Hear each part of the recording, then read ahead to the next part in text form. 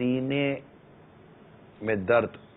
سے کیا مراد ہے اور اس کی کیا کیا اقسام ہوتی ہیں؟ سینے کا درد ایک بیماری نہیں ہے، سینے کا درد پھر ایک علامت ہے جو کسی بیماری کی وجہ سے ہو سکتی ہے۔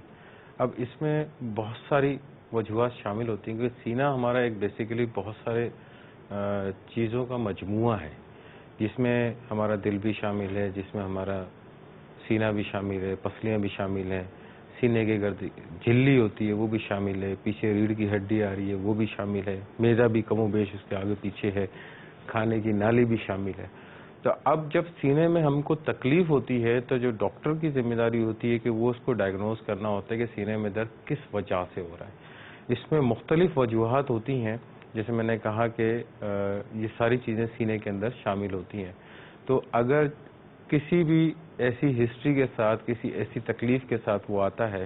کہ ڈاکٹر صاحب میرے سینے میں درد ہو رہا ہے، تو پھر اس کی پراپر ہسٹری لیتے ہیں کہ درد کی وجوہات کیا ہیں۔ اگر فرض کریں کہ وہ گر کے آ رہا ہے تو ہم سب سے پہلے یہ دیکھیں گے کہ کوئی بونی انجری یعنی ہڈیوں کی کوئی تکلیف تو نہیں ہے، خدا نخواستہ پسلی میں تو کوئی چوٹ نہیں لگی اس کو۔ ڈاکٹر صاحب اس میں عموماً یہ دیکھا جاتا ہے کہ سینے کے درد کو ہمیشہ ہارٹ اٹیک یا دل کے درد سے ہی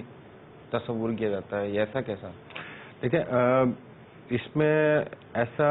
ہمیشہ نہیں ہوتا ہے کہ ہر سینے کا درد جو ہے نا ہارٹ اٹیک ہی ہو، لیکن اس میں احتیاط کرنی چاہیے، اسپیشلی خاص کر جب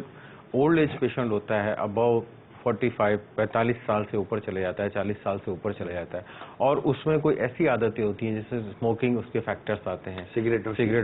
نوشی وغیرہ کرتا ہے وہ، تو اس کو بہت زیادہ اس چیز کا احتیاط کرنا اچھا، چاہیے۔ ایسا مریض جن کو بلڈ پریشر کی پرابلم ہو یا شوگر کی پرابلم ہو، کولیسٹرول لیول بھی ہائی ہو، ایج بھی 40+ ہو، بالکل اور ان کو درد ہو تو ان کو بہت سیریسلی اس کو لے لینا چاہیے۔ بالکل سیریسلی لینا چاہیے۔ سینے کا درد کوئی عام درد نہیں ہوتا، لیکن بعض اوقات اس سے کافی زیادہ بڑا نقصان ہو سکتا ہے۔